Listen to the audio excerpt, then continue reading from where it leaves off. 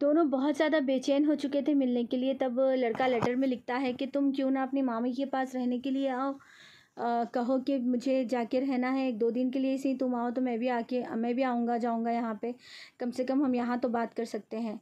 तब लड़की कहती है कि ठीक है मैं ट्राई करती हूँ, और ऐसे तैसे करके वो अपनी मम्मा को मना लेती है कि मैं मामी के पास जाके रहूँगी।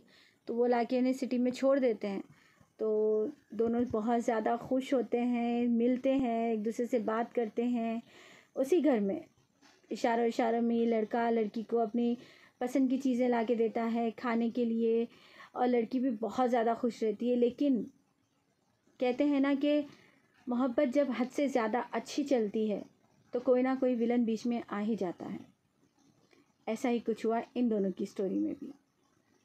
इसका जो मामा था जहाँ पे वो जाके रुक रही थी, उसको पता चल गया कि ये सब चल रहा है।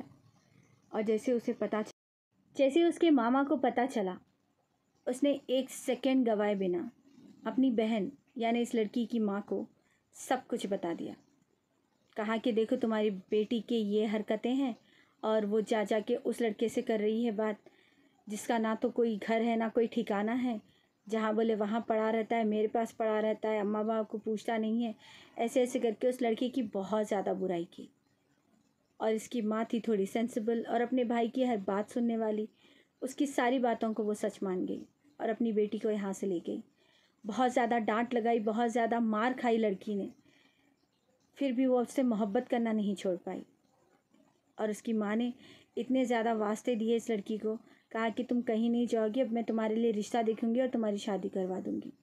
लड़की ये सुन के बहुत ज़्यादा रोने लगी थी, लेकिन एक हुक्म का इक्का तो था इन लोगों के पास, इसकी छोटी बहन, जो इसकी बात उस लड़के तक पहुंचा सके। और फिर उन लोगों ने यही शुरू किया, एक दूसरे की बात ख़तों के ज़रिए स्टार्ट की। उसकी छोटी बहन को वो ख़त देती और वो स्कूल के बाद उस लड़के को देती, फिर वहाँ से वो ख़त लेके आती अपनी बहन को देती।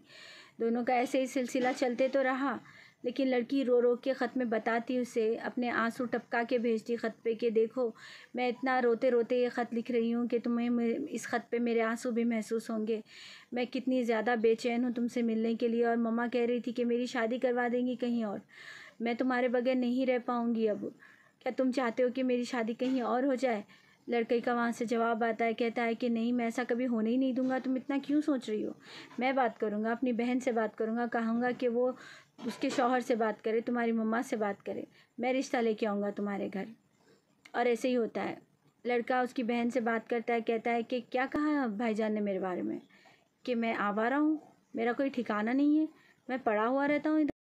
लड़का पूछता है कि क्या मैं आवारा हूँ, क्या मेरा ठिकाना नहीं है, क्या मैं अपने माँ बाप की इज़्ज़त नहीं करता, आपके शौहर ने ऐसे कैसे कहा सबसे। तब उसकी बहन बहुत शर्मिंदा होती है, लेकिन फिर भी वो अपने भाई की तरफ से मजबूर होकर अपने शौहर से बात करती है, कहती है कि क्या बात है, आपने ऐसे क्यों कहा, क्या मेरा भाई ऐसा है, और अच्छा खासा तो कमाता है, वो खुश रखेगा उस लड़की को, अगर उससे शादी हो जाएगी तो आप क्यों नहीं चाहते कि उसकी शादी हो उस लड़की से। तो उसका शौहर एकदम से खामोश हो जाता है, कहता है कि ठीक है मैं देखूंगा अपनी बहन से बात करके, अगर वो राज़ी होती है तो ठीक है, नहीं तो कोई बात नहीं।